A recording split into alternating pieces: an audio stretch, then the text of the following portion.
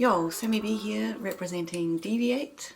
We've been residents in Club Gretchen's Box 2 for rolling on about 3 years now. So got to send some mad love and thanks out to both Lars and Pamela for trust and support. Yeah, so here we are at another Music and Me episode. I really found this hard, to be honest, to get it down to 5 tunes. But yeah, I think I got there. So I'm going to take you on a little trip down Sammy B memory lane and tell you about 5 of my most influential artists. Yeah, so rewinding back to 17, 18-year-old, my teenage years were all about that late 90s, early 2000s metal, grunge, alternative rock vibe. You know, I was filling my ears with bands like Metallica, Korn, Marilyn Manson, Nirvana, Radiohead, Smashing Pumpkins, Red Hot Chili Peppers. Like it was all band life. But I think one that really stood out for me and was a key influence was 9 Inch Nails with the Downward Spiral. You know, when I think of industrial sound, these guys are like just top of my list. They just owned and embodied that sort of dark, aggressive, raw distortion sound that I still love and crave for. I first saw them in year 2000, and I'm about to see them again here in Berlin 25 years later. So yeah, I really can't wait to relive that vibe. My favourite tune of that album, it's hard to pick really, but I have to go with March of the Pigs. The drums and the bass line in that are just killer. Perhaps it's a little bit telling also why I later got into drum and bass. Like it's a really dope tune. So yeah, check that one out. Next up, taking it somewhere completely different, is Salmonella Dub with Killer Vision, and that came out in 1999. And I'm pretty sure it was at the same year and same concert called Big Day Out that I saw 9 Inch Nails at, so back in the year 2000. And it was a super hot sunny day and Salmonella Dub were out playing in the afternoon. And they came out and they dropped For the Love of It, and mate, I was in love with it. I was totally hooked in that moment on the bass weight. Sort of first time I heard a sound system, I think that massive and that sort of vibration, I was hooked straight away. And I think that moment actually was the start of a sort of massive directional shift for me, like going into more dub music, electronic acts, sort of bass heavy music, I suppose.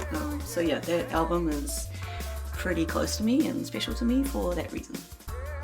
Yeah, so moving along a bit now, after falling head over heels for dub and roots music, from then on, like mostly all I was listening to was from New Zealand, so homegrown New Zealand stuff like Pitch Black, Fat Freddy's Drop, Rhombus, Cora, Trinity Roots. But there was also a sort of transition that was starting to happen, and that was sort of the UK scene was starting to come into play a bit, and of course that was all about dubstep. Which brings us to the next artist, which is Distance with My Demons and the track entitled Traffic. This was released in 2007, and I was drawn into Distance's sound because he was combining this love I had for dark, distorted guitars with the new world and tempo, the 140 tempo of dubstep.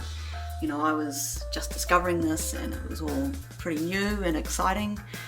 And without me knowing it too, it was leading me into my own DJ beginning, which was from 2013 when I moved here to Berlin in Germany, and started out as a dubstep DJ.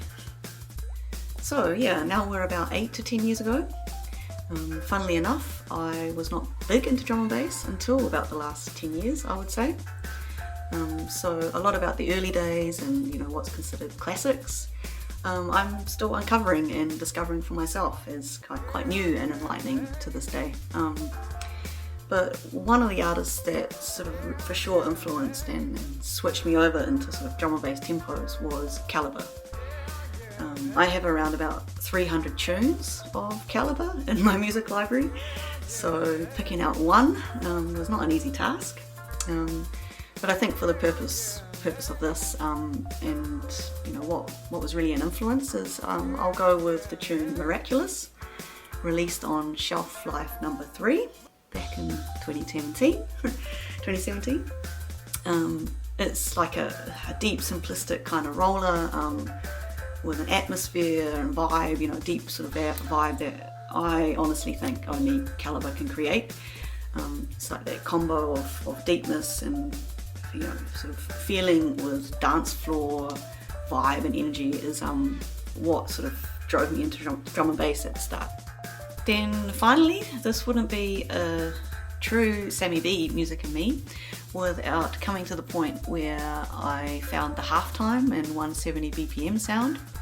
It's probably no surprise that I found my way into the genre that I'm predominantly playing today, from the 170 dubby angle. Always deep, always a little bit melancholic, but with dub at the roots.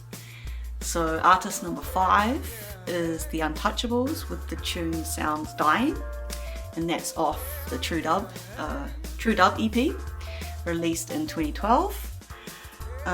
For me, they really bridge this gap between the dark and the dub, and it's something I personally love to bring into my own mixes. I guess it's a bit of a reference to my own background and a nod to that. So yeah, thanks for tuning in to my Music and Me episode. Hope you check out some of those albums. For me, they really stand the test of time. Our next Deviate is in box 2 on the 12th of July. Got a really special act coming all the way from Argentina for that. That's Tessa and Rixa. Plus, of course, lots more other awesome artists. So I hope to see you there. Peace and love. Big ups.